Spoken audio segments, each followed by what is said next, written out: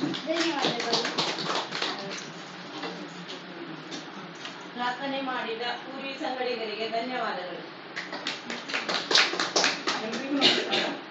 ಇಂದಿನ ಶಾಲಾ ಶಿಕ್ಷಣ ಇಲಾಖೆ ಸಾಮಾಜಿಕ ಪರಿಶೋಧನಾ ನಿರ್ದೇಶನಾಲಯ ಬೆಂಗಳೂರು, ಜಿಲ್ಲಾ ಪಂಚಾಯತ್ ಉತ್ತರ ಕನ್ನಡ, ತಾಲೂಕು ಪಂಚಾಯತ್ ಮಲ್ನಾಡು, ಸಮಗ್ರ ಶಿಕ್ಷಣ ಕರ್ನಾಟಕ ಯೋಜನೆಯ ಸಾಮಾಜಿಕ ಪರಿಶೋಧನಾ ಶಾಲಾ ಸಭೆ. ಇಂದಿನ ಈ ಕಾರ್ಯಕ್ರಮಕ್ಕೆ ಆಗಮಿಸಿದಂತ ಮಾನ್ಯ ಸಹಾಯಕ ಕಾರ್ಯನಿರ್ವಾಹಕ ಅಭಿಯಂತರು ಗ್ರಾಮೀಣ ಕುಡಿಯುವ ನೀರು ಶಶಿಕಾಂತ್ ನಾಯ್ಕ ಇವರಿಗೆ ನಾನು ನಮ್ಮ ಶಾಲೆಯ ವತಿಯಿಂದ, ನಿಮ್ಮೆಲ್ಲರ ವತಿಯಿಂದ ಹಾಗೂ ಈ ನಮ್ಮ ಸಾಮಾಜಿಕ ಪರಿಶೋಧನೆ ಲೆಕ್ಕತಂಡದ ವತಿಯಿಂದ ನಾನು ಹೃತ್ಪೂರ್ವಕವಾದಂತಹ ಸ್ವಾಗತವನ್ನು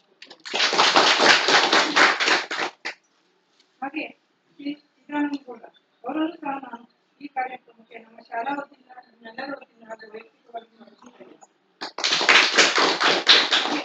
ಶ್ರೀಮತಿ ರೇವತಿಗೌಡ ಅವರನ್ನು ಸಹ ನಾನು ನಮ್ಮ ಶಾಲಾ ವತಿಯಿಂದ, ನಿಮ್ಮೆಲ್ಲರ ವತಿಯಿಂದ ಹಾಗೂ ವೈಯಕ್ತಿಕವಾಗಿ ಸ್ವಾಗತಿಸ್ತಾ ಇದ್ದೇನೆ. ಹಾಗೆ ಶ್ರೀಮತಿ ವೀಣಾ ನಾಯ್ಕ ಇವರನ್ನು ಸಹ ನಾನು ನಿಮ್ಮೆಲ್ಲರ ವತಿಯಿಂದ ಹಾಗೂ ವೈಯಕ್ತಿಕವಾಗಿ ಸ್ವಾಗತಿಸ್ತಾ ಇದ್ದೇನೆ.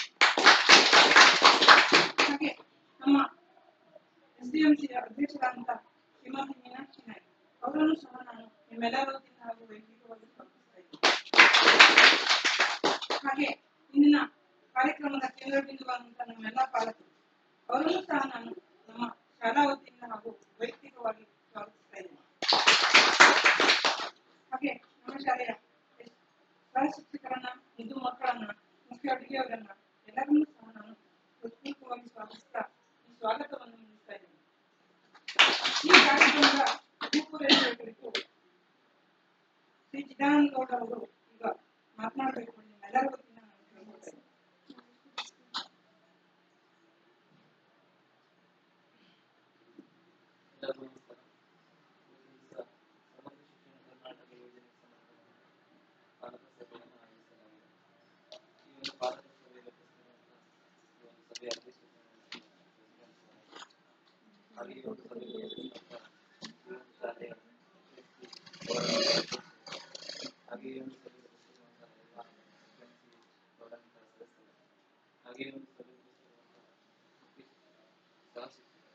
ಹಾಗೆ ಈ ಒಂದು ಸಮಗ್ರ ಶಿಕ್ಷಣ ಫಲಾನುಭವಿಗಳ ಪಾಲಕ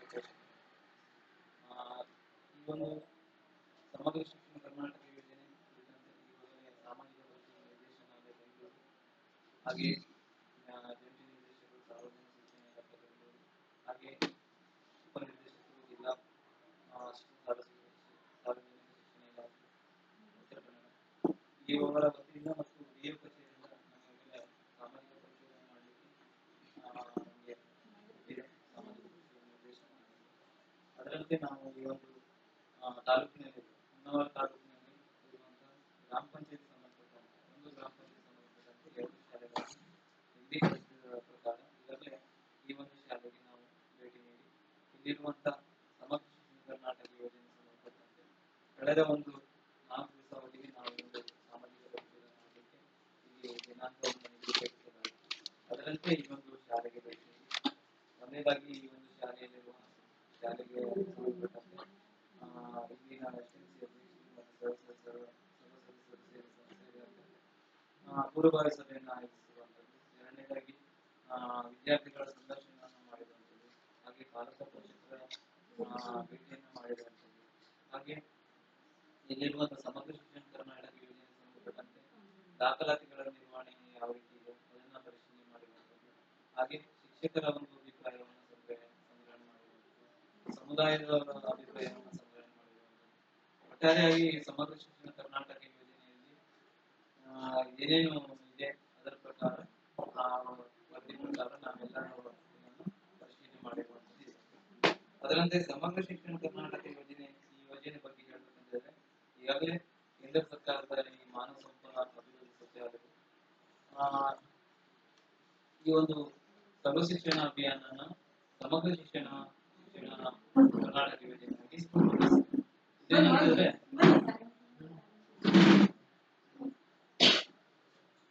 ಈ ಯೋಜನೆಯ ಇದೇನಂತಂದ್ರೆ ಕಾರ್ಯರೂಪ ಯಾವ ರೀತಿ ಅಂತಂದ್ರೆ ಈಗಾಗಲೇ ಸರ್ವಶಿಕ್ಷಣ ಅಭಿಯಾನ ಮೊದಲೇ ಇರುವಂತದ್ದು. ಅದು ಆದ ನಂತರ ರಾಷ್ಟ್ರೀಯ ಮಾಧ್ಯಮಿಕ ಶಿಕ್ಷಾ ಅಭಿಯಾನ, ಹಾಗೆ ಅದರಾದ ನಂತರ ಶಿಕ್ಷಕರ ಶಿಕ್ಷಣ, ಈ ಮೂರು ಯೋಜನೆಗಳ ಏಕೀಕರಣದಿಂದ ಈ ಸಮಗ್ರ ಶಿಕ್ಷಣ ಕರ್ನಾಟಕ ಎಂಬ ಯೋಜನೆ ಜಾರಿ ಬಂದಿದೆ. ಈ ಒಂದು ಸಮಗ್ರ ಶಿಕ್ಷಣ ಕರ್ನಾಟಕ ಯೋಜನೆ ಉದ್ದೇಶ ಏನಂತಂದ್ರೆ, ಈಗಾಗಲೇ ಪ್ರೀ ನರ್ಸರಿ ಅಂತಂದ್ರೆ LKG UKG ಇಂದ 12ನೇ ತರಗತಿವರೆಗೆ ಒಂದೇ ತರ ಶಿಕ್ಷಣ, ಅಂದ್ರೆ ಯಾವುದೇ ಒಂದು ಇದಿಲ್ಲ, ಅಂದ್ರೆ ತಾರತಮ್ಯವನ್ನು ಮಾಡುವಂತದ್ದಲ್ಲ, ಒಂದೇ ತರ ಶಿಕ್ಷಣವನ್ನ ಕೊಡುವಂತದ್ದು, ಮತ್ತೆ ಲಿಂಗ ಅಸಮಾನತೆಯನ್ನು ಹೋಗಲಾಡಿಸುವಂತದ್ದು, ಮತ್ತೆ ಈ ಯೋಜನೆ ಉದ್ದೇಶ ಅಂತಂದ್ರೆ ಶಾಲೆಯ ಕಾರ್ಯಕ್ಷಮತೆಯನ್ನು ಹೆಚ್ಚಿಸುವಂತದ್ದು.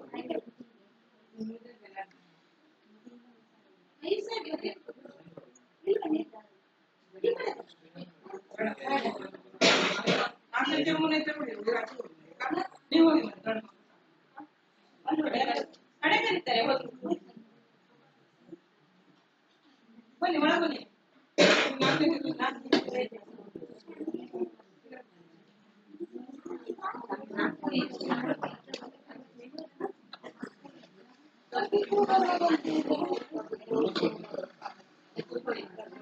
ಇದರ ಉದ್ದೇಶ ಏನಂತಂದ್ರೆ, ಸರ್ಕಾರ ಏನಂತಂದ್ರೆ ಪ್ರೀ ನರ್ಸರಿಯಿಂದ 12ನೇ ತರಗತಿವರೆಗೆ ಉಚಿತವಾಗಿ ಶಿಕ್ಷಣ ಕೊಡುವಂಥದ್ದು, ಸಮಾನವಾದ ಶಿಕ್ಷಣವನ್ನು ಕೊಡುವಂಥದ್ದು, ಲಿಂಗ ಅಸಮಾನತೆಯನ್ನು ಹೋಗಲಾಡಿಸುವಂಥದ್ದು ಈ ಯೋಜನೆಯ ಮುಖ್ಯ ಉದ್ದೇಶ. ಇದು ಕೇಂದ್ರ ಬಜೆಟ್ ನಲ್ಲಿ ಕೂಡ 2018-19ರಲ್ಲಿ ಈ ಸಮಗ್ರ ಶಿಕ್ಷಣ ಅಭಿಯಾನವನ್ನು ಜಾರಿಗೊಳಿಸಿದೆ.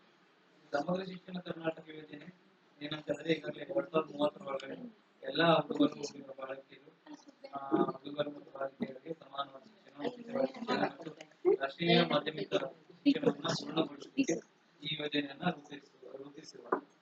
ಈ ಯೋಜನೆ ಉದ್ದೇಶ ಅಂತಂದ್ರೆ, ಈಗಾಗಲೇ ಶಾಲೆಯ ಶಿಕ್ಷಣ ಗುಣಮಟ್ಟವನ್ನ ಹೆಚ್ಚಿಸುವಂತದ್ದು, ಮತ್ತೆ ಕಲಿಕಾ ಫಲಿತಾಂಶವನ್ನ ಹೆಚ್ಚಿಸುವಂತದ್ದು, ಮತ್ತೆ ಶಾಲೆಯ ಏನು ಮಕ್ಕಳು ಶಾಲೆಯಿಂದ ಹೊರಗಿದ್ದ ಮಕ್ಕಳನ್ನ ಶಾಲೆಗೆ ಕರೆತರುವಂತದ್ದು, ಮತ್ತೆ ಮಕ್ಕಳು ಹೆಚ್ಚಿನದಾಗಿ ಶಾಲೆಗೆ ದಾಖಲಾತಿಯನ್ನ ಹೆಚ್ಚಿಸುವಂತದ್ದು, ಮತ್ತು ಮಕ್ಕಳು ಬೇರೆ ಖಾಸಗಿ ಶಾಲೆಗೆ ಹೋಗಬಾರ್ದು, ಗೌರ್ಮೆಂಟ್ ಸ್ಕೂಲಲ್ಲೇ ಹೆಚ್ಚಿನ ಮಕ್ಕಳು ಇಲ್ಲಿ ಕಲಿಬೇಕು ಎನ್ನುವ ದೃಷ್ಟಿಯಿಂದ ಈ ಸಮಗ್ರ ಶಿಕ್ಷಣ ಕರ್ನಾಟಕ ಯೋಜನೆ ಸಾಕಷ್ಟು ಯೋಜನೆಗಳನ್ನ ಜಾರಿ ತರ್ತಾ ಇದೆ.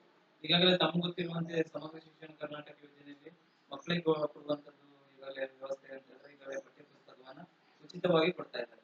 ಅದರ ಜೊತೆಗೆ ಸಮವಸ್ತ್ರವನ್ನ ಕೊಡ್ತಾ ಇದ್ದಾರೆ ಗೌರ್ಮೆಂಟ್ ಸ್ಕೂಲ್ ಅಲ್ಲಿ, ಸಮವಸ್ತ್ರವನ್ನ ಕೊಡುವಂತದ್ದು, ಮತ್ತೆ ಈಗಾಗಲೇ ಹಿಂದಿನ ಇದರಲ್ಲಿ ಅಲ್ಲವ ವಿದ್ಯಾರ್ಥಿ ವೇತನಗಳೆಲ್ಲ ಬರ್ತಾ ಇತ್ತು. ಈಗ ಒಂದು 3 ವರ್ಷ ಆಯ್ತು ವಿದ್ಯಾರ್ಥಿ ವೇತನ ಕೂಡ ಕೆಲವರಿಗೆ ಬರ್ತಾ ಇಲ್ಲ.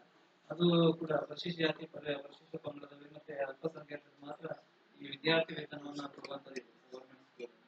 ಹಾಗೆ ಅದ್ರ ಜೊತೆಗೆ ಸಾರಿಗೆ ವ್ಯವಸ್ಥೆ ಅಂದರೆ, ಈಗಾಗಲೇ ಮಕ್ಕಳು ಅಂದ್ರೆ ಈ ಕಿರಿಯ ಪ್ರಾಥಮಿಕ ಶಾಲೆಗೆ 1 ಕಿಲೋಮೀಟರ್ ದೂರ ಇದೆ, ಶಾಲೆಗೆ ಅಂತ 1 ಕಿಲೋಮೀಟರ್ ದೂರ ಇತ್ತು ಅಂತಂದ್ರೆ ಅದಕ್ಕೆ ಸಾರಿಗೆ ಭತ್ಯೆ ಕೂಡ ಕೊಡಬೇಕಂತ.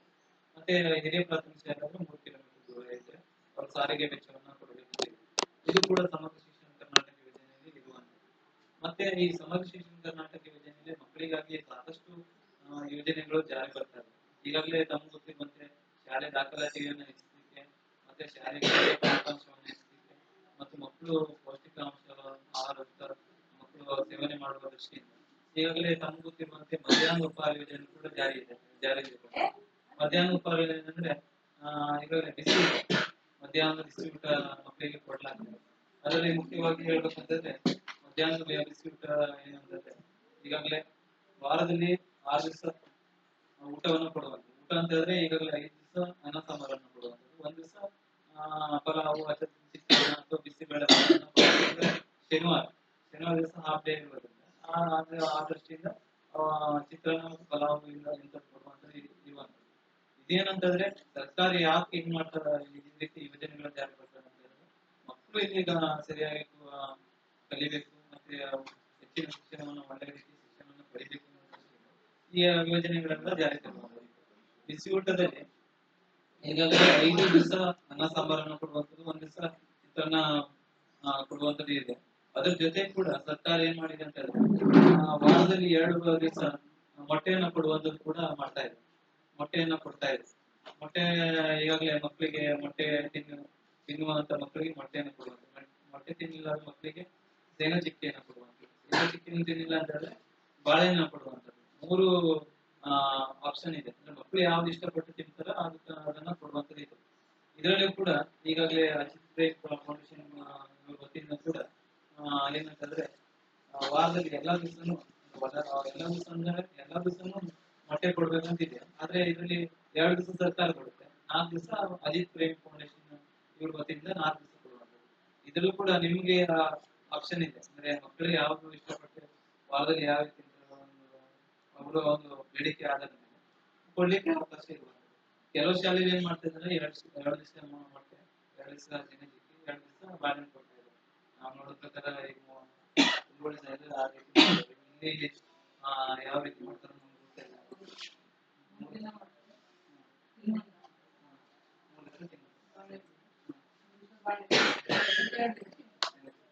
ಈ ರೀತಿ ಇದೆ ಮಕ್ಕಳಿಗೆ ಕೊಡುವಂತ ಆಹಾರ, ಪೌಷ್ಟಿಕ ಆಹಾರವನ್ನ ಕೊಡಬೇಕು ಎನ್ನುವ ಉದ್ದೇಶದಿಂದ. ಅದ್ರ ಜೊತೆ ಕೂಡ ಬೆಳಗಿನ ಸಮಯದಲ್ಲೂ ಕೂಡ ಹಾಲನ್ನು ಕೊಡುವಂತದ್ದು ಇದೆ. ಹಾಲು ಜೊತೆಗೆ ರಾಗಿ ಮಾಟನ್ನ ವಾರದಲ್ಲಿ 3 ದಿವಸ ರಾಗಿ ಮಾಟನ್ನು ಮಿಕ್ಸ್ ಮಾಡಿಕೊಡುವಂತದ್ದು ಇದೆ. ಅಂದ್ರೆ ಮಕ್ಕಳ ಒಂದು ಪೌಷ್ಟಿಕ ಆಹಾರವನ್ನ ಕೊಟ್ಟು ದೈಹಿಕ ಸಾಮರ್ಥ್ಯವನ್ನು ಹೆಚ್ಚಿಸಿಕೊಂಡು ಮತ್ತು ಮಕ್ಕಳು ಒಳ್ಳೆ ರೀತಿಯ ಶಿಕ್ಷಣವನ್ನು ಪಡಿಬೇಕು ಅನ್ನೋ ದೃಷ್ಟಿಯಿಂದ ಸರ್ಕಾರ ಈ ಎಲ್ಲ ಯೋಜನೆಗಳನ್ನ ಜಾರಿ ತರುತ್ತಿರುವಂತದ್ದು. ಈ ಯೋಜನೆಗೆ ಸಂಬಂಧಪಟ್ಟಂತೆ ನಮಗೆ ಸಾಮಾಜಿಕ ಪರಿಶೋಧನೆ ಮಾಡಲಿಕ್ಕೆ ಹಾಕಿರುವಂತದ್ದು. ಈ ಸಾಮಾಜಿಕ ಪರಿಶೋಧನೆ ಮಾಡುವ ಉದ್ದೇಶ ಏನಂದ್ರೆ ತಮ್ಗೆ ಗೊತ್ತಿರುವಂತೆ ಈಗಾಗಲೇ ಬೇರೆ ಬೇರೆ ಯೋಜನೆ ಕೂಡ ಸಾಮಾಜಿಕ ಪರಿಶೋಧನೆ ಮಾಡಲಾಗ್ತದೆ. ಈಗ ಬೇರೆ ಬೇರೆ ಯೋಜನೆ ಅಂತಂದ್ರೆ ಈಗಾಗಲೇ ಪಂಚಾಯತ್ ಮಟ್ಟದಲ್ಲಿ ನಾವು ಸಾಮಾಜಿಕ ಪರಿಶೋಧನೆ ಮಾಡ್ತಾ ಇದ್ವಿ. ಏನಂತಂದ್ರೆ ಅಲ್ಲಿ ಇರುವಂತಹ ಯೋಜನೆಗಳು ಮಹಾತ್ಮ ಗಾಂಧಿ ರಾಷ್ಟ್ರೀಯ ಉದ್ಯೋಗ ಯೋಜನೆ ಮತ್ತು 15 ಹಣಕಾಸು ಆಯೋಗದ ಅನುದಾನಕ್ಕೆ ಸಂಬಂಧಪಟ್ಟಂತೆ ನಾವು ಸಾಮಾಜಿಕ ಪರಿಶೋಧನೆಯನ್ನು ಮಾಡಿರುವಂತದ್ದು. ಹಾಗೆ ಅದಕ್ಕೆ ಸಂಬಂಧಪಟ್ಟಂತೆ ಕಂದಾಯ ಇಲಾಖೆ ಪಿಂಚಣಿ ಯೋಜನೆ, ಆಮೇಲೆ ಕುಡಿ ನೀರಿಗೆ ಸಂಬಂಧಪಟ್ಟಂತೆ BRD ಯೋಜನೆಗಳಿಂದ ಅವನ್ನು ಕೂಡ ಮಾಡಿದ್ವಿ. ಮತ್ತು ಪಡಿತರ ಚೀಟಿಗಳು ಆಡಿಟ್ಗಳನ್ನು ಕೂಡ ಮಾಡಿದ್ವಿ. ಎಲ್ಲಾ ಸಾಮಾಜಿಕ ಯೋಜನೆ ಕೂಡ ಸಾಮಾಜಿಕ ಪರಿಶೋಧನೆ ಯೋಜನೆಯನ್ನು ಸಾಮಾಜಿಕ ಪರಿಶೋಧನೆ ಮಾಡಬೇಕು ಎನ್ನುವುದು ಕಡ್ಡಾಯವಾಗಿದೆ. ಅದರಂತೆ ಈ ಒಂದು ಸಮಗ್ರ ಶಿಕ್ಷಣ ಕರ್ನಾಟಕ ಯೋಜನೆಗೆ ಸಂಬಂಧಪಟ್ಟಂತೆ ನಮಗೆ ಶಾಲೆ ಕೊಟ್ಟಿರುವಂತದ್ದು ಹೊಸದಾಗಿ ಹೊಡೆಯಿತು. ಈಗಾಗಲೇ ಶಾಲೆವರೆಗೂ ಹೊಸದಾಗಿದೆ, ಶಿಕ್ಷಕರಿಗೆ ಇದು ಹೊಸದಾಗಿ ಒಡಿಟನ್ನು ಮಾಡುವಂಥದ್ದು ಕೂಡ. ಇದು ಯಾವ ರೀತಿ ಒಡಿಟ್ ನಡೀತದೆ ಅನ್ನೋದ್ರ ಬಗ್ಗೆ ಕೂಡ ಅವರಿಗೆ ಹೊಸದಾಗಿರುವುದರಿಂದ ಗೊತ್ತಿರೋದಿಲ್ಲ. ಹಾಗಾಗಿ ಈ ಸಾಮಾಜಿಕ ಪರಿಶೋಧನೆ ಅಂತಂದ್ರೆ ಈಗಾಗಲೇ ಎಲ್ಲಾ ಇದರಲ್ಲೂ ಕೂಡ ನಾವು 3 ಇದನ್ನ ಹಂತದಲ್ಲಿ ವಿಚಾರವನ್ನು ಇಟ್ಕೊಂಡು ಮಾಡ್ತಾ ಇರುವಂತದ್ದು. ಒಂದು ಪಾರದರ್ಶಕತೆ ಅಂತಂದ್ರೆ ಏನೇ ಒಂದು ಕೆಲಸಗಳು ಆಗಿದ್ರು ಇಲ್ಲಿ ಹೆಚ್ಚಿನ ಖರ್ಚು ವೆಚ್ಚಗಳಿಗೆ ಸಂಬಂಧಪಟ್ಟದ್ದು ಬರೋದಿಲ್ಲ. ಇಲ್ಲಿನ ಎಜುಕೇಶನ್ ಸಂಬಂಧಪಟ್ಟಿದೆ ಶಿಕ್ಷಣದ ಬಗ್ಗೆ ಹೆಚ್ಚಿನದಾಗಿ ನಾವು ನೋಡುವಂತದ್ದು ಇದು ಸಾಮಾಜಿಕ ಪರಿಶೋಧನೆ.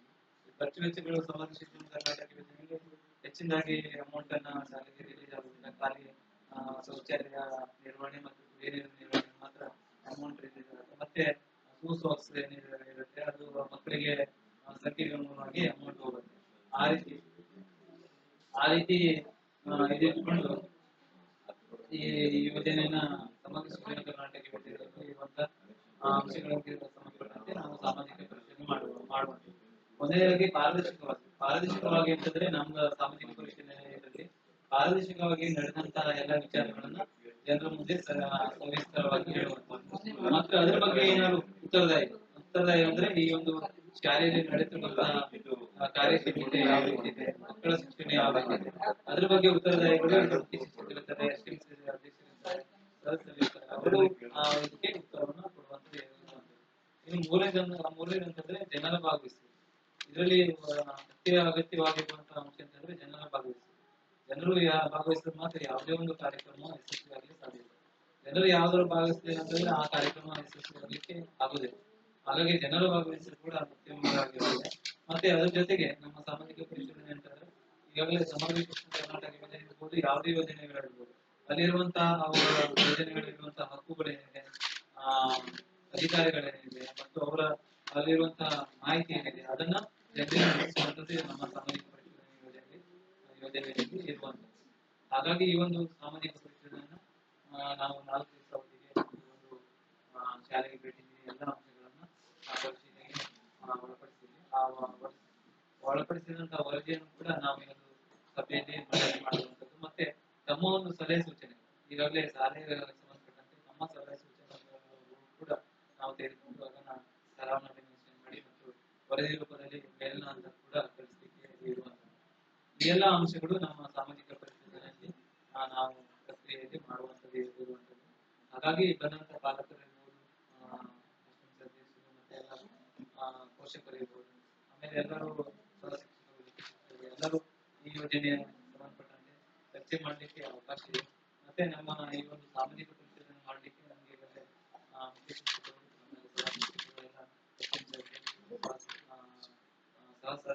ಸದಸ್ಯರು ಎಲ್ಲರೂ ನಮಗೆ ತುಂಬ ಸಹಕಾರವನ್ನು ನೀಡಿದರೆ ಅದಕ್ಕೆ ಯಾವತ್ತೂ ನಾವು ಆಭಾರಿ ಹೇಳಿರ್ತೀವಿ. ಹಾಗಾಗಿ ಈ ಒಂದು ಸಾಮಾಜಿಕ ಪರಿಶೋಧನೆ ಕುರಿತಂತೆ ನಮ್ಗೇನಾದ್ರು ಮಾಹಿತಿಗಳು ಅಥವಾ ಏನಾದ್ರು ಹಂಚಿಕೊಳ್ಳಿಕ್ಕೆ ಅವಕಾಶ ಮಾಡಿಕೊಡಿ. ಈ ಒಂದು ಸಾಮಾಜಿಕ ಪರಿಶೋಧನೆ ಕುರಿತಂತೆ ನನಗೆ ಈ ಒಂದು ಸಂದರ್ಭದಲ್ಲಿ ಮಾತನಾಡಲಿಕ್ಕೆ ಅವಕಾಶ ಕೊಟ್ಟಂತ ಎಲ್ಲರಿಗೂ ಸಾಮಾಜಿಕ ಪರಿಶೋಧನೆ ಅವಧಿ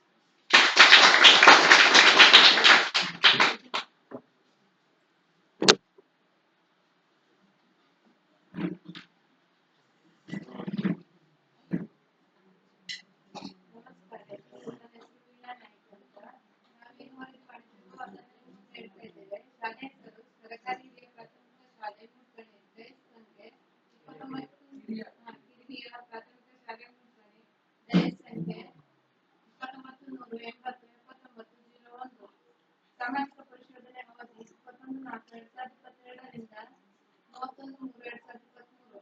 ಸಾಮಾಜಿಕ ಪರಿಶೋಧನೆ ನಡೆಸಿದ ದಿನಾಂಕ 22/1/2024 26/1/2024.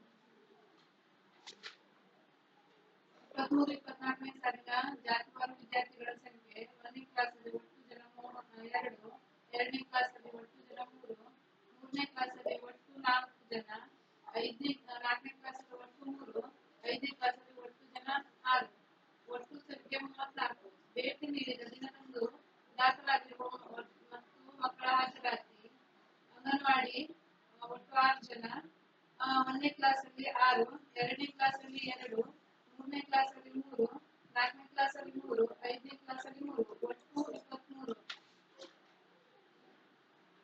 ಶಾಲೆಗೆ ಅನುದಾನ ಬಿಡುಗಡೆಯಾದ ವಿವರ ಮತ್ತು ಬಳಕೆಯಾದ ವಿವರ: ಪ್ರಾರಂಭಿಕ ಶುಲ್ಕ 37, ಕುಡಿಯುವ ನೀರು 3,125, ಶೌಚಾಲಯ 3,175, ಶೂ ಮತ್ತು ಸಾಕ್ಸ್ 5,565, ಬಡ್ಡಿ 101, ಒಟ್ಟು 12,053. ಅನುದಾನದ ಬಳಕೆಯ ವಿವರ: ಶೂ ಸಾಕ್ಸ್ 5,565, ಸ್ವಚ್ಛತೆ 3,279, ಶೌಚಾಲಯ 3,071, ಒಟ್ಟು 11,915, ಉಳಿಕೆ 138. ಶಾಲೆಯ ಹಿನ್ನೆಲೆ: ಶರಾವತಿ ನದಿ ಹರಿದು ಅರಬ್ಬಿ ಸಮುದ್ರವನ್ನು ಸೇರುವ ಮಾರ್ಗ ಮಧ್ಯದ ಎಡದಂಡೆ ಮೇಲೆ ಹಸಿರಾಗಿ ಕಂಗೊಳಿಸುವ ಗದ್ದೆ, ಅಡಿಕೆ, ತೆಂಗು ತೋಟದ ರಮಣೀಯವಾದ ಸ್ಥಳದಲ್ಲಿ ಸರ್ಕಾರಿ ಹಿರಿಯ ಪ್ರಾಥಮಿಕ ಶಾಲೆ ಮೂರ್ಕಣೆ 1949ನೇ ಇಸ್ವಿಯಲ್ಲಿ ಪ್ರಾರಂಭವಾಯಿತು. ಶಾಲೆಯ ಮೊದಲು ಪ್ರಾರಂಭವಾದದ್ದು ಶ್ರೀ ಶ್ಯಾಮೋಲ್ ಡೇನಿಯಲ್ ಫರ್ನಾಂಡಿಸ್ ಇವರ ಮನೆಯಲ್ಲಿ. ಇಲ್ಲಿಗೆ ಸುಮಾರು 54 ವರ್ಷಗಳು ಕಳೆದಿದೆ. ಇಲ್ಲಿ ಕಲಿತ ಅನೇಕ ವಿದ್ಯಾರ್ಥಿಗಳು ವಿವಿಧ ಕ್ಷೇತ್ರಗಳಲ್ಲಿ ತಮ್ಮನ್ನು ತೊಡಗಿಸಿಕೊಂಡಿದ್ದಾರೆ. ಇಲ್ಲಿ ಶಾಲೆಗೆ ಬರುವ ಅನುದಾನಗಳು ಅಲ್ಪವಾದರೂ ಸಹ ಊರವರ ಸಹಕಾರದಿಂದ ಅನೇಕ ಕಾಮಗಾರಿಯನ್ನು ಈಗಾಗಲೇ ಮಾಡಲಾಗಿದೆ. ಸರ್ವತೋಮುಖನಲ್ಲಿ ಬೇಸಿಗೆ ಶಾಲೆಗೆ ಶಾಲಾಬಾವಿಯಿಂದ ನೀರು ಸಾಕಾಗದ ಪ್ರಯುಕ್ತ ಹತ್ತಿರದ ದೇವಸ್ಥಾನದ ಬಾವಿಯಿಂದ ನೀರನ್ನು ಪಡೆಯಲಾಗಿದೆ. ಈ ಬಗ್ಗೆ ಪಂಚಾಯತ್ ರೆಂಗಡಿ ಕಾರ್ಯಾಲಯದಿಂದ ಅನುದಾನ ಬಳಕೆ ಆಗಿರುತ್ತದೆ. ಅಲ್ಲದೆ ಶಾಲೆಗೆ ಕಳೆದ ವರ್ಷ ಪೇಂಟಿಂಗ್ ಆಗಿರುತ್ತದೆ. ಅಲ್ಲದೆ ಶಾಲಾಂಗಣಕ್ಕೆ ಇಂಟರ್ಲಾಕ್ ಹಾಕಿ ಶಾಲಾಂಗವನ್ನು ಹೆಚ್ಚಿಸಲಾಗಿದೆ. ಶಾಲೆ ಇಷ್ಟು ಅಭಿವೃದ್ಧಿಯಾಗಲು ಶಾಲೆಯ ಅಧ್ಯಕ್ಷರು, ಸದಸ್ಯರು, ಊರ ಪಾಲಕರು ಕಾರಣಕರ್ತರಾಗಿದ್ದಾರೆ. ಸಾಮಾಜಿಕ ಪರಿಶೋಧನಾ ಅವಧಿಯಲ್ಲಿ ಕಂಡುಬಂದ ಉತ್ತಮ ಅಂಶಗಳು: ಶಾಲೆಯಲ್ಲಿ ಎಲ್ಲಾ ರಿಜಿಸ್ಟರ್ಗಳನ್ನು ಕ್ರಮಬದ್ಧವಾಗಿ ನಿರ್ವಹಣೆ ಮಾಡಲಾಗುತ್ತದೆ. ಶಾಲೆಯಲ್ಲಿ ಮಕ್ಕಳು ಎಲ್ಲಾ ದಿನಗಳಲ್ಲೂ ಹಾಜರಾಗಿರುತ್ತಾರೆ. ಶಾಲೆಯಲ್ಲಿ ಶಿಕ್ಷಣ ವ್ಯವಸ್ಥೆಯು ಚೆನ್ನಾಗಿರುತ್ತದೆ. ಶಾಲೆಯಲ್ಲಿ ಶಿಕ್ಷಕರು ಒಳ್ಳೆಯ ರೀತಿಯಲ್ಲಿ ಮಕ್ಕಳಿಗೆ ಶಿಕ್ಷಣವನ್ನು ನೀಡಿರುವುದನ್ನು ಗಮನಿಸಲಾಗುವುದು. ಶಾಲೆಯ ಪ್ರಾರಂಭದಲ್ಲಿ ಪಠ್ಯಪುಸ್ತಕಗಳು ಮತ್ತು ಸಮವಸ್ತ್ರಗಳನ್ನು ಮಕ್ಕಳಿಗೆ ಸರಿಯಾದ ಸಮಯದಲ್ಲಿ ವಿತರಿಸಲಾಗಿರುವುದು. ಮಕ್ಕಳು ಸಾಂಸ್ಕೃತಿಕ ಕಾರ್ಯಕ್ರಮಗಳಲ್ಲಿ ಭಾಗವಹಿಸುವುದು ಉತ್ತಮವಾಗಿರುವುದು. ಶಾಲೆಯಲ್ಲಿ ಮಕ್ಕಳ ಪಠ್ಯೇತರ ಚಟುವಟಿಕೆಗಳಲ್ಲಿ ಕ್ರಿಯಾಶೀಲವಾಗಿರುವುದನ್ನು ಗಮನಿಸಲಾಗಿದೆ. ಶಾಲೆಯಲ್ಲಿ ಮಕ್ಕಳಿಗಾಗಿ ದಿನನಿತ್ಯ ಕುಡಿಯುವ ನೀರಿನ ವ್ಯವಸ್ಥೆ ಇರುತ್ತದೆ. ಶಾಲೆಯಲ್ಲಿ ಮಕ್ಕಳು ಕೈತೊಳೆಯುವ ಸ್ಥಳ ಉತ್ತಮವಾಗಿ ನಿರ್ವಹಣೆ ಬಳಕೆಯಾಗಿರುವುದು. ಶಾಲೆಯಲ್ಲಿ ಸುತ್ತಮುತ್ತಲಿನ ವಾತಾವರಣ ಉತ್ತಮವಾಗಿರುವುದು. ಶಾಲೆಯಲ್ಲಿ ದಿನನಿತ್ಯ ವಿದ್ಯಮಾನ ತಿಳಿಯಲು ದಿನಪತ್ರಿಕೆ ಯುವ ಮತ್ತು ಪರಿಸರ ಕ್ಲಬ್ಗಳು ಇರುವುದು ಗಮನಿಸಲಾಗಿರುವುದು. ಶಾಲೆಯಲ್ಲಿ ಗಂಡು ಮತ್ತು ಹೆಣ್ಣು ಮಕ್ಕಳಿಗೆ ಪ್ರತ್ಯೇಕ ಶೌಚಾಲಯ ವ್ಯವಸ್ಥೆ ಇರುವುದು ಮತ್ತು ಸ್ವಚ್ಛತೆಯಿಂದ ಕೂಡಿರುತ್ತದೆ. ಶಾಲೆಯಲ್ಲಿ ಮಕ್ಕಳಿಗಾಗಿ ಗ್ರಂಥಾಲಯ ವ್ಯವಸ್ಥೆ ಇರುವುದು. ಶಾಲೆಯಲ್ಲಿ ಮಕ್ಕಳಿಗೆ ಆಟವಾಡಲು ಸಾಕಷ್ಟು ಕ್ರೀಡಾ ಸಾಮಗ್ರಿಗಳು ಲಭ್ಯವಿರುತ್ತದೆ. ಶಾಲೆಯ ಶಿಕ್ಷಕರು ನಿಯಮಿತವಾಗಿ ಬರುತ್ತಾರೆ. ಶಾಲೆಯಲ್ಲಿ ತರಗತಿ ಕೊಠಡಿ ಮತ್ತು ಅಡುಗೆ ಕೋಣೆ ಸ್ವಚ್ಛತೆಯಿಂದ ಕೂಡಿರುವುದು ಗಮನಿಸಲಾಗಿರುವುದು. ಶಾಲೆಯಲ್ಲಿ ಸಲಹಾ ಪೆಟ್ಟಿಗೆಯನ್ನು ಅಳವಡಿಸಿರುತ್ತಾರೆ. ಸಾಮಾಜಿಕ ಪರಿಶೋಧನಾ ಅವಧಿಯಲ್ಲಿ ಕಂಡುಬಂದಂತಹ ಋಣಾತ್ಮಕ ಅಂಶಗಳು: ಶಾಲೆಯಲ್ಲಿ ಭಾಗಶಃ ಕಾಂಪೌಂಡ್ ವ್ಯವಸ್ಥೆ ಇರುತ್ತದೆ, ಆದರೆ ಶಾಲೆಯು ಎತ್ತರ ಪ್ರದೇಶದಲ್ಲಿರುವುದರಿಂದ ಮಕ್ಕಳ ಸುರಕ್ಷತಾ ದೃಷ್ಟಿಯಿಂದ ಪೂರ್ಣ ಪ್ರಮಾಣದ ಕಾಂಪೌಂಡ್ ವ್ಯವಸ್ಥೆ ಅವಶ್ಯವಿರುವುದು. ಶಾಲೆಯಲ್ಲಿ ಡಿಜಿಟಲ್ ಮೂಲ ಸೌಕರ್ಯಗಳು ಲಭ್ಯವಿರುವುದಿಲ್ಲ. ಶಾಲೆಯಲ್ಲಿ ಶಿಕ್ಷಕರಿಗೆ ಪ್ರತ್ಯೇಕ ಕೊಠಡಿ ವ್ಯವಸ್ಥೆ ಇರುವುದಿಲ್ಲ. ಶಾಲೆಯಲ್ಲಿ ಪ್ರತ್ಯೇಕವಾದ ದಾಸ್ತಾನು ಕೊಠಡಿ ವ್ಯವಸ್ಥೆ ಇರುವುದಿಲ್ಲ. ಶಾಲೆಯಲ್ಲಿ ಆಟವಾಡಲು ಚಿಕ್ಕದಾದ ಆಟದ ಮೈದಾನ ವ್ಯವಸ್ಥೆ ಇರುತ್ತದೆ. ಶಾಲೆಯಲ್ಲಿ ಪ್ರತ್ಯೇಕವಾದ ಗ್ರಂಥಾಲಯ ಕೊಠಡಿ ವ್ಯವಸ್ಥೆ ಇರುವುದಿಲ್ಲ. ಶಾಲೆಯಲ್ಲಿ ಏಕ್ ಭಾರತ್ ಶ್ರೇಷ್ಠ ಭಾರತ್ ಕ್ಲಬ್ ಅನ್ನು ರಚನೆ ಮಾಡಿರುವುದಿಲ್ಲ. ಸಾಮಾಜಿಕ ಪರಿಶೋಧನೆ ಅವಧಿಯಲ್ಲಿ ಕಂಡುಬಂದ ಪ್ರಮುಖ ಅಂಶಗಳು: ಶಾಲೆಗಾಗಿ ಪಾಲಕರು, ಪೋಷಕರು ಹಾಗೂ ಹಳೆಯ ವಿದ್ಯಾರ್ಥಿಗಳು ಉತ್ತಮ ರೀತಿಯಲ್ಲಿ ಸಹಕಾರ ನೀಡುತ್ತಿರುವುದನ್ನು ಗಮನಿಸಲಾಗಿದೆ. ಶಾಲೆಯಲ್ಲಿ ಮಕ್ಕಳು ಬರಲಿಕ್ಕೆ ರೋಡ್ ವ್ಯವಸ್ಥೆ ಅವಶ್ಯಕತೆವಿರುತ್ತದೆ ಎಂದು ಪಾಲಕರು ತಮ್ಮ ಅಭಿಪ್ರಾಯವನ್ನು ತಿಳಿಸಿರುತ್ತಾರೆ. ಮನೆಕಲಿ ಮಕ್ಕಳಿಗೆ ಕುಳಿತು ಅಭ್ಯಾಸ ಮಾಡಲು ಪ್ಲಾಸ್ಟಿಕ್ ಚೇರ್ ಮತ್ತು ವಿತ್ ಡೆಸ್ಕ್ ಅವಶ್ಯಕತೆಯಿರುವುದನ್ನು ಗಮನಿಸಲಾಗಿರುವುದು. ಮಕ್ಕಳು ಕಲಿಕಾಮಟ್ಟವನ್ನು ಹೆಚ್ಚಿಸಲು ಅನುಕೂಲವಾಗುವ ಟಿವಿ, ಕಂಪ್ಯೂಟರ್, ಡಿಜಿಟಲ್ ಮೂಲ ಸೌಕರ್ಯಗಳ ಅವಶ್ಯಕತೆವಿರುತ್ತದೆ ಎಂದು ಪಾಲಕರು ತಮ್ಮ ಸಂದರ್ಶನದ ವೇಳೆಯಲ್ಲಿ ತಿಳಿಸಿರುತ್ತಾರೆ.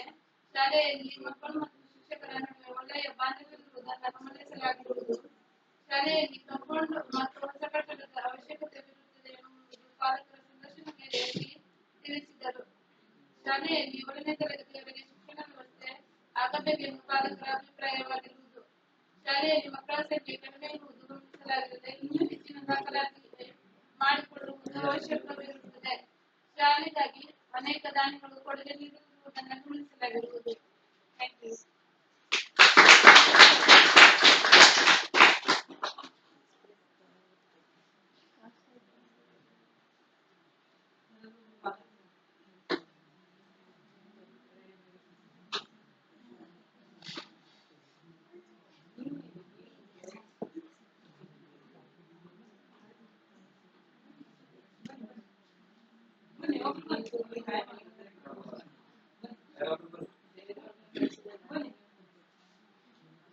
ಶಾಲೆ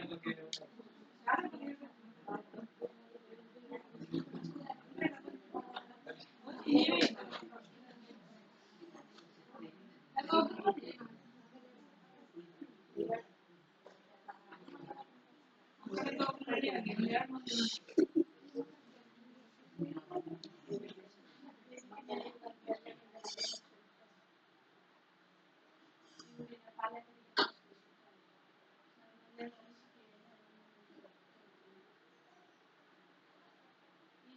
ಶಾಲೆ ಉತ್ತಮವಾಗಿ ಮಾರ್ಪಡಬೇಕು ಅಂದ್ರೆ ಅಲ್ಲಿಯ ಶಿಕ್ಷಕರು ಹಾಗೂ ಪಾಲಕರು, ಪೋಷಕರು ಎಲ್ಲರೂ ಯಾಕೆಂದ್ರೆ ನಮ್ಮ ಶಾಲೆ ಇಷ್ಟೊಂದು ಒಳ್ಳೆಯ ಹೆಸರು ಪಡೀಲಿಕ್ಕೆ ನಮ್ಮ ಇಲ್ಲಿಯ ಶಿಕ್ಷಕರೇ ಕಾರಣ ಹಾಗೂ ಪಾಲಕರು ಕಾರಣ ಅಂತ ನಾನು ಹೇಳಲಿಕ್ಕೆ ಇಷ್ಟಪಡ್ತೀನಿ. ಹಾಗೆ ಈ ಶಾಲೆಯಲ್ಲಿ ನಮ್ಮ ಇಲಾಖೆಯಿಂದ ಎಷ್ಟು ಅನುದಾನ ಸ್ವಲ್ಪ ಬಂದಿತ್ತು. ನಮ್ಮೂರಿನ ಜನನೇ ನಮ್ಗೆ ಹೆಲ್ಪ್ ಮಾಡಿ ಇಷ್ಟು ಇಂಪ್ರೂವ್ ಮಾಡ್ಲಿಕ್ಕೆ ಅವರೇ ಕಾರಣ. ಯಾಕಂದ್ರೆ ನಾವು ಅವರ ಮನೆಗೆ ಭೇಟಿ ನೀಡಿ ಕೇಳಿದವಾಗ ಶಾಲೆಗೆ ಅಂತ ಹೇಳಿದವಾಗ ಯಾರು ಇಲ್ಲ ಅಂತ ಹೇಳಿಲ್ಲ. ನಾವು ಒಂದ್ ಕಡೆ ನಮ್ಮ ಶಿಕ್ಷಕರು ನಾನು ಹೋದವಾಗ ನೀ ಯಾಕಾರು ಬೆನ್ನಿಗೆ ಬಿದ್ಬಿಟ್ಟಿ ಮರೈತಿ ಅಂತ ನನ್ನ ಹತ್ರ ಕೇಳಿದ್ರು. ನೋಡೋಣ, ನನಗಾಗಿ ನಾನು ಗೊತ್ತಿಲ್ಲ, ನಮ್ಮ ಶಾಲೆಗಾಗಿ ನಿಮ್ಮ ಶಾಲೆ ಯಾವತ್ತೂ ಶಾಶ್ವತ ಇರ್ತದೆ. ಒಂದ್ ದೇವಸ್ಥಾನ ಕಟ್ಟುವುದು ಒಂದೇ, ಶಾಲೆ ಕಟ್ಟುವುದು ಒಂದೇ. ಶಾಲೆಯಲ್ಲಿ ಮಾಡಿದ ಕೆಲಸ ಯಾವತ್ತೂ ಶಾಶ್ವತ ಉಳಿತದೆ. ಅದಕ್ಕಾಗಿ ಕೊಡು ನೀನು, ನನಗಾಗಿ ಯಾವತ್ತೂ ಕೊಡಬೇಡ ಅಂತ ಹೇಳಿದವಾಗ ಅವನು 15,000 ರೂಪಾಯಿ ಹಣವನ್ನು ಕೊಟ್ಟಿದ್ದ. ಓದೋದಕ್ಕೆ ನಮ್ಗೆ ವಾಪಸ್ ಕಳಿಸ್ತೇನೆ ಕೊಟ್ಟಿದ್ದ. ಆದ್ರೆ ಅದೇ ರೀತಿ ನಮ್ಗೆ ಬಹಳ ಜನ ಹೆಲ್ಪ್ ಮಾಡಿದ್ದಾರೆ. ಈ ಶಾಲೆಗೆ ಉತ್ತಮ ಶಾಲೆ ಅಂತ ಒಂದು ಬಿರುದನ್ನು ಪಡಿಲಿಕ್ಕೂ ಇಲ್ಲಿಯ ಶಿಕ್ಷಕರು, ಇಲ್ಲಿಯ ಪಾಲಕರು, ಇಲ್ಲಿ ಊರ ಜನನೇ ಕಾರಣ ಅಂತ ಹೇಳ್ತೀನಿ. ಹಾಗಂತ ಶಿಕ್ಷಕರು ಬಂದು ಅವ್ರ ಪಾಡಿಗೆ ಅವ್ರ ಕೆಲಸವನ್ನೇ ಅಷ್ಟೇ ಮಾಡ್ಕೊಂಡು ಹೋದ್ರೆ ಯಾವ್ದು ಬಲಹೀನತೆ ಆಗುದಿಲ್ಲ. ಯಾಕೆಂದ್ರೆ ನಮ್ಮ ಶಾಲೆಯಲ್ಲಿ ಅವ್ರ ಶಿಕ್ಷಕರು ಯಾವ್ದೇ ಒಂದು ಕೆಲಸನಾದ್ರು ಅವ್ರ ಮನೆ ಕೆಲಸ ಅಂತ ತಿಳಿದೇ ಮಾಡಿದ್ದಾರೆ ಬಿಟ್ರೆ ಅವ್ರನ್ನ ಶಾಲೆ ಒಂದು ನೌಕರಿಯಾಗಿ ಮಾಡ್ತೀನಿ ಅಂತ ಯಾವತ್ತೂ ಅವರು ಮಾಡಿಲ್ಲ. ಯಾಕೆಂದ್ರೆ ಅವ್ರ ಯಜಮಾನ್ರಿಗೆ ಆರಾಮಿಲ್ಲದೆ ಹಾಸ್ಪಿಟಲ್ ಇಟ್ಕೊಂಡು ಅವಾಗೆ ಮಕ್ಕಳ ಪರವಾಗಿ ಗಂಡ ಆಸ್ಪತ್ರೆಯಲ್ಲಿ ಇದ್ರು ಮಕ್ಕಳ ಪರವಾಗಿ ಅವರು ಶಾಲೆ ನಡೆಸ್ಲಿಕ್ಕೆ ಬಂದಿದ್ದಾರೆ. ನಾನೇ ಅಂದೆ, ನೀವ್ ಯಾಕೆ ಬಂದ್ರಿ, ಹಾಸ್ಪಿಟಲ್ ಇರ್ಬೇಕಾಗಿತ್ತು. ಇಲ್ರಿ, ಮಕ್ಕಳಿಗೆ ಎಕ್ಸಾಮ್ ಹತ್ರ ಬಂತು, ನಾನು ಬಿಟ್ರೆ ಸರಿ ಆಗುದಿಲ್ಲ ಅಂತ ನಾ ಬಂದೆ, ಅಲ್ಲಿ ಬೇರೆಯವ್ರನ್ನ ಇಟ್ಟು ಬಂದಿದ್ದೀನಿ ಅಂದ್ರೆ ಅವಾಗ ನಂಗೆ ಅಪ್ಪ ಇವ್ರಲ್ಲಿ ಎಂತ ಒಳ್ಳೆತನ ಇದೆ ಅನ್ನೋದು ನನ್ಗೆ ಆವತ್ತು ಅನಿಸ್ತು. ಯಾಕಂದ್ರೆ ಅವರು ಅಷ್ಟೇ, ಅವ್ರ ಯಜಮಾನ್ರು ಅಷ್ಟೇ ಈ ಶಾಲೆಯಿಂದ ನಿವೃತ್ತರಾಗಿದ್ರು ಕೂಡ ಇಲ್ಲಿ ಈ ಶಾಲೆಗೆ ಎಷ್ಟು ಶ್ರಮ ಪಡ್ತಾರೆ ಅಂದ್ರೆ ನಮ್ಮ ಶಾಲೆಯಲ್ಲಿ 2 ಶಿಕ್ಷಕರಾದ್ರೆ ಟೀಚರ್ ಆದ್ರಿಂದ ಯಾವ್ದೇ ಒಂದು ತಿರುಗಾಟದ ಕೆಲಸ ಆಗ್ಲಿ, ಅಲ್ಲಿ ಮೀಟಿಂಗ್ ಇಲ್ಲಿ ಮೀಟಿಂಗ್ ಅಂತ ಅವಾಗ ಅವರು ಬೈಕಿನ ವ್ಯವಸ್ಥೆ ಇಲ್ಲ, ಆದ್ರೆ ಅವ್ರ ಯಜಮಾನ್ರು ಕಲಿಸ್ಕೊಂಡು ಸ್ವಲ್ಪ ಬನ್ನಿ ಅಂತ ಹೇಳ್ಕೊಂಡು ಹೋಗ್ತಾರೆ. ಆದ್ರೆ ಎಲ್ಲೇ ಯಾವ್ದೇ ಬ್ಯಾಂಕಿನ ವ್ಯವಹಾರ ಆದ್ರೂ ಅವರೇ ನಮ್ಗೆ ಹೆಚ್ಚಿನದಾಗಿ ಮಾಡ್ಕೊ ಬಂದು ಕೊಟ್ಟಿದ್ದಾರೆ ಬಿಟ್ರೆ ನಮ್ಮ ಶಿಕ್ಷಕರು ಹೋದ್ರೆ ಇಲ್ಲಿ ಒಬ್ಬರೇ ಆಗ್ಬಿಡ್ತಾರೆ. ಹಾಗಾಗಿ ಮಕ್ಕಳು ಕಲಿಕೆ ತೊಂದರೆ ಆಗ್ತದಂತ ಅವರು ನಮ್ಗೆ ಈ ಸಂದರ್ಭದಲ್ಲಿ ಬಹಳ ಅವ್ರ ಬಗ್ಗೆ ಹೆಮ್ಮೆ ಪಡ್ತೀನಿ. ಅವ್ರು ಅಷ್ಟೊಂದು ನಮ್ಗೆ ಹೆಲ್ಪ್ ಮಾಡಿದ್ದಾರೆ. ಹಾಗೆ ನಮ್ ಜಿಟಿನೆಕ್ ಸರ್ ಇದ್ದ ಅವಾಗೂ ಶಾಲೆ ಅಂದ್ರೆ ಅವರು ಇವಾಗ ಬಂದ್ರು ಕೂಡ ಅಂಗಳದಲ್ಲಿ ಒಂದು ಕಸ ಇದ್ರು ಎತ್ತಿ ಬೇರೆ ಕಡೆಗೆ ಎಸುವಂತ ಕೆಲಸ ಅವ್ರದ್ದು. ಅವ್ರ ಶಾಲೆ ಮನೆ ಎಷ್ಟು ನೀಟಾಗಿದ್ಯೋ ಶಾಲೆನೂ ಅಷ್ಟೇ ನೀಟಾಗಿರ್ಬೇಕಿತ್ತು. ಅವ್ರ ಶಾಲೆ ಬಗ್ಗೆ ಒಂದೇ ವ್ಯಕ್ತಿ ಹಿಂಗ್ ಬೆಳೆದ್ರು ಅವ್ರಿತ್ರ ಏನಾದ್ರೂ ಸಹಾಯ ಪಡಿಬೇಕು ಅಂತ ಆ ಕಡೆಯಿಂದ ಈ ಕಡೆ ಓಡ್ ಬಂದಿ ಅವ್ರನ್ನ ಕರ್ದಿ ನಮ್ಗೆ ಈಗ ಆಗ್ಬೇಕು ನೋಡಿ ನಮ್ ಶಾಲೆಗೆ ಅಂತ ಅವ್ರನ್ನು ರಿಟೈರ್ಡ್ ಕಳ್ಸ್ಕೊಡ್ಬೇಕಿದ್ರೆ ನಮ್ಗೆ ಅಷ್ಟೇ ಬೇಸರ. ಈಗ ಒಂದು ಬೇಸರದ ಸಂಗತಿ ಅಂದ್ರೆ ಇನ್ನೂ ಒಂದ್ 4-5 ವರ್ಷ ನಮ್ಮ ಶಿಕ್ಷಕರು ಇದೇ ಶಾಲೆ ಇರ್ಬೋದಿತ್ತೇನೋ ಅನ್ನುವಂತ ಭಾವನೆ. ಯಾಕಂದ್ರೆ ಅದು ಕಾನೂನ ಪ್ರಕಾರ ಅವರು ರಿಟೈರ್ಡ್ ಆಗುವಂತ ಸಮಯ ಆಗ್ಲೇಬೇಕು. ಹಾಗಾಗಿ ದೊಡ್ಡದೊಂದು ತಲೆನೋವಿನ ಸಮಸ್ಯೆ ಅಂದ್ರೆ ಅವ್ರಿಗೆ ಶಾಲೆ ಬಿಟ್ಟು ಹೋಗ್ತಾರೆ ಅನ್ನೋದು ಒಂದೇ ನಮ್ಗೆ ಚಿಂತೆ ಆಗ್ಬಿಟ್ಟಿದೆ. ಹಾಗೆ ಅದಕ್ಕೂ ಹೆಚ್ಚಿನ ರೀತಿಯಲ್ಲಿ ಒಂದು ಶಿಕ್ಷಕರು ಬಂದು ಈ ಶಾಲೆಯನ್ನ ಒಳ್ಳೆ ರೀತಿಯಲ್ಲಿ ನಡ್ಸ್ಕೊಂಡು ಹೋಗ್ಲಿ ಅಂತ ಆ ದೇವರಲ್ಲಿ ಪ್ರಾರ್ಥಿಸುತ್ತಾ ಮಾತಾಡಲು ಅವಕಾಶ ಮಾಡಿಕೊಟ್ಟಂತ ನಿಮ್ಮೆಲ್ಲರಿಗೂ ಒಂದಿಷ್ಟು ನನ್ನ ಮಾತು.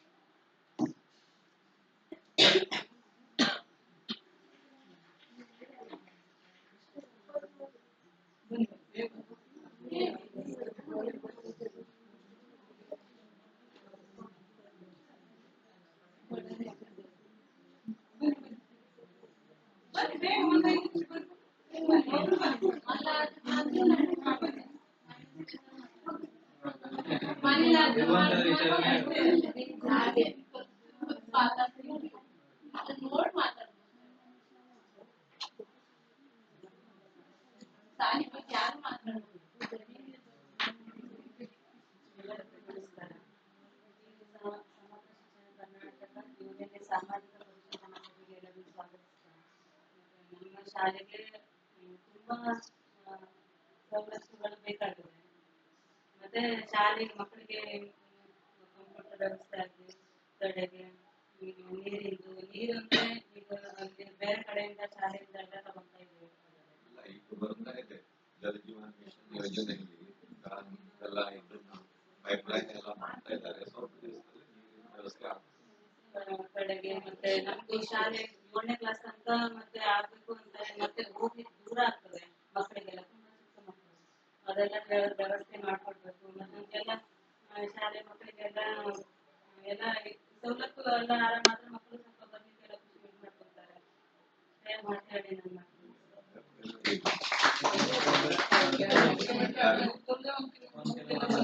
ಸ್ಟ್ರೆಂತ್ ಮೇಲೆ ಡಿಪೆಂಡ್ ಇರ್ತದಲ್ಲ. ಸ್ಟ್ರೆಂತ್ ಇಲ್ಲ ಅಂದ್ರೆ ಅವ್ರು ಕೊಡುದಿಲ್ಲ.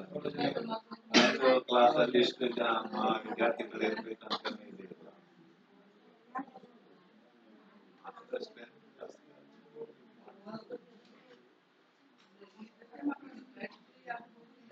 ಈಗೆಲ್ಲ ಏನಾಗಿದೆ ಎಲ್ಲ ಇಂಗ್ಲಿಷ್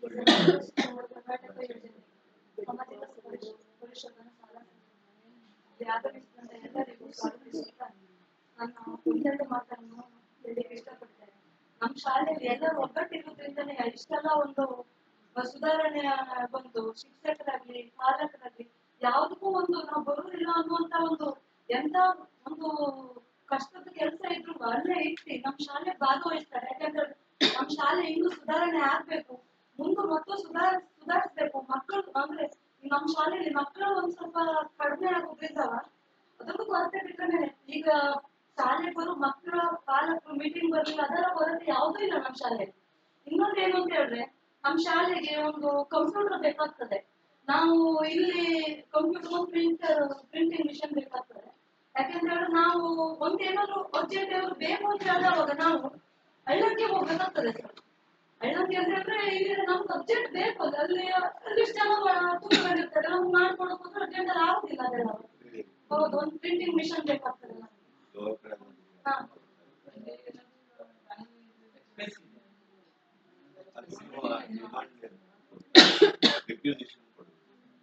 ಈಗ ಎಲ್ಲ ಸವಲತ್ತು ಇಲಾಖೆ ಕೊಡುವುದಕ್ಕಿಂತ ಹೆಚ್ಚು ನಮ್ಮ ಒಂದು ಪಾಲಕರು ಮನ್ಮನೆಗೆ ಭೇಟಿ ನೀಡಿ, ಶಿಕ್ಷಕರು ಪಾಲಕರೆಲ್ಲ ಮನ್ಮನೆಗೆ ಭೇಟಿ ನೀಡಿ ಎಲ್ಲ ಸವಲತ್ತು ಪಡ್ಕೊಂಡಿದ್ದಾರೆ. ಈಗ ನಮ್ಮ ಶಾಲೆಯಲ್ಲಿ ಯಾವುದೋ ಒಂದು ಕೊರತೆ ಇಲ್ಲ, ಆದ್ರೂ ನಮ್ಗೆ ಅನಿಸ್ತದೆ ನಮ್ಗೆ ಒಂದು ನೀರು ಸಮಸ್ಯೆ ಆಯ್ತು. ಈಗ ನೀರು ಬರ್ತದಂತ ಆಯ್ತು, ಕಂಪ್ಯೂಟರ್ ಒಂದು ಸಮಸ್ಯೆ, ಒಂದು ಪ್ರಿಂಟಿಂಗ್ ಮಿಷನ್ ಒಂದು ಸಮಸ್ಯೆ ಒಂದು ಇದಾಗ್ತದೆ.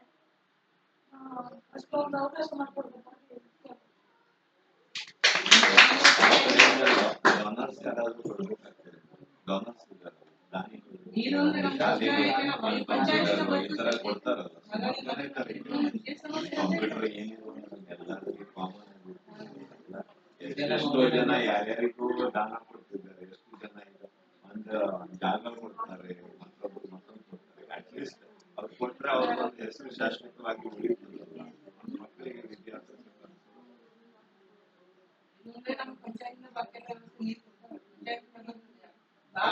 ಈಗ ನೆಕ್ಸ್ಟ್ ನಾವು ಸ್ವಲ್ಪ ದಿವಸದಲ್ಲಿ ನಮ್ದು ವರ್ಕ್ ಕಂಪ್ಲೀಟ್ ಆಗ್ತದೆ. ಪಂಚಾಯತಿ ಬಗ್ಗೆ ಮಾತ್ರ ನಮ್ಗೆ ಬಹಳ ಹೆಲ್ಪ್ ಮಾಡಿದ್ದಾರೆ ಸರ್. 2 ಲಕ್ಷ ಪಂಚಾಯತಿಂದ ಬಹಳ ಉಂಟು. ಅಂದ್ರೆ ಕಡೆ ನೀರು ಕಡಿಮೆ ಆಗ್ತದೆ, ಹಾಗಾಗಿ ಕೆಲವು ದೇವಸ್ಥಾನ ಬಾವಿಯಿಂದ ನಾವು ನೀರು ಸಪ್ಲೈ ಮಾಡ್ಬೋದು. ಇಲ್ಲ, ಈಗ ನಿಮ್ಗೆ ಕಂಟಿನ್ಯೂಸ್ ಆಗಿ ನೆಕ್ಸ್ಟ್ ದಿನದಲ್ಲಿ ಬಂದ್ರೆ ಕಂಟಿನ್ಯೂಸ್ ಆಗಿ ಸಪ್ಲೈ ಮಾಡ್ತಾರೆ.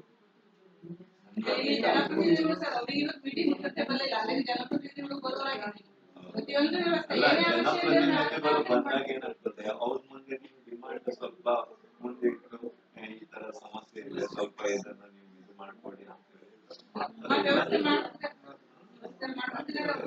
ರೋಡ್ ಅಂತೂ ಅಲ್ಲಿಗೆ ಸ್ವಲ್ಪ ಬಂದ ಅವಾಗೆ ನಾವು ಬಹಳ ಇದು ಮಾಡಿದ್ವಿ, ಆದ್ರೆ ಮುಂದುವರಿಲೇ ಇಲ್ಲ.